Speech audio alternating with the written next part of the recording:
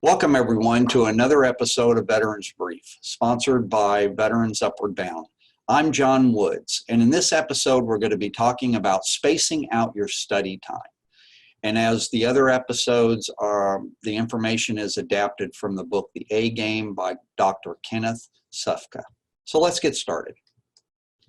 So I came across this quote a while back, "Don't wake me up, I am studying." And I thought it was kind of funny because oftentimes many of us get in the habit of putting off studying till the last minute or doing things at the last minute, and we spend these long hours cramming for an exam or cramming for preparation for a class, and during the time that we're studying, we're tired, we may even fall asleep. So I thought this was very appropriate for what happens sometimes with students. I know I fell in this trap before. So what can we do about it? Well, Dr. Sufka talks about these deadly habits, and one of his deadly habits, number 5, is about pulling all-nighters and about the importance of not doing that. And why is that? Because there's a difference between quantity study time and quality study time. Although we do need quantity and we do need large amounts of study time, those times also need to be quality study time.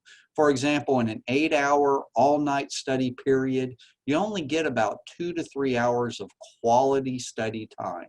The rest of the time is, for the most part, wasted. And why is that? Because your brain is limited to the amount of information it can retain in a single setting.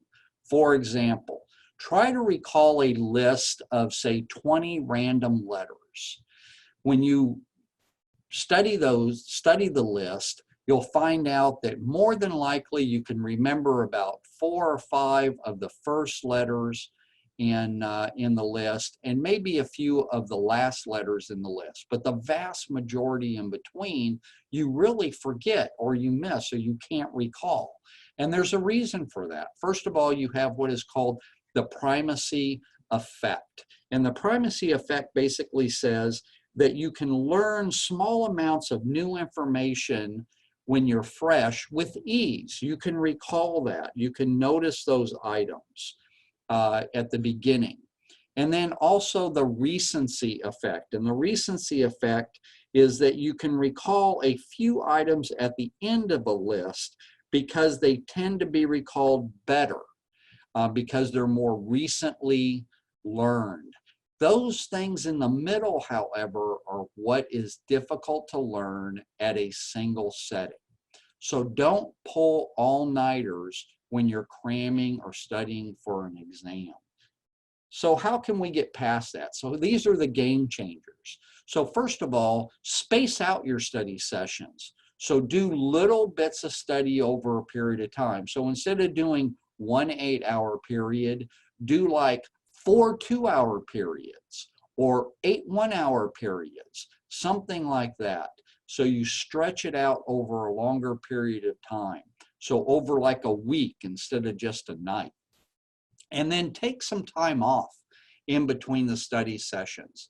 So you may study heavily on Mondays, study just a little bit on Tuesday, not so much, and then study more on Wednesday. So take some time off in between the study sessions. So that gives your brain time to retain the information, to learn the information, and you have a better chance of holding on to that and being able to recall that information at a later date. One of the other things you need to do is to commit to study something every day. Do something each and every day, even if it's only for 15, 20 minutes.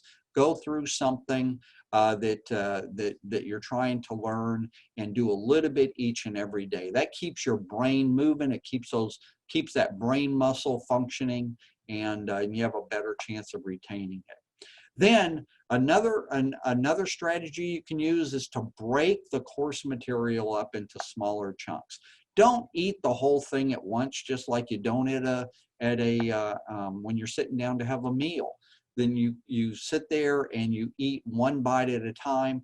Take your course material, break it up into small bites, and learn that information. Another thing that allows you to do is to focus your study time. So you can take that small chunk and you can focus your study time just on that small chunk, then move on to the next thing.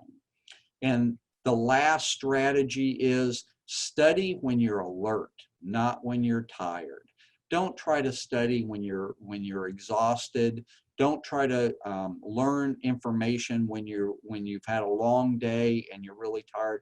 Find that point in the day that's best for you to be able to study. A lot of people study when they first get up in the morning, or they pick a time in the afternoon, not right after lunch or right after you've eaten a heavy meal, but pick a time in the afternoon that they're alert, they're ready, and they're prepared to study. Bottom line is, all-nighters are not productive. So what have we learned here?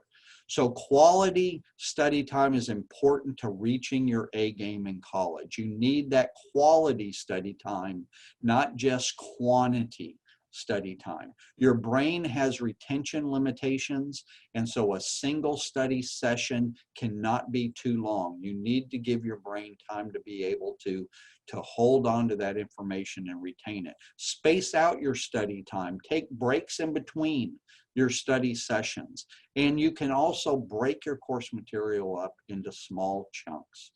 Focus your study time in those small chunks, and that will help you tremendously. And then study when you're alert, not sleepy or tired. Avoid these all-nighters before you take exams, and you'll have a better chance of retaining the information that you need to have an A game in college. And I want to thank you for watching this episode, and this is John Woods, and I'm out.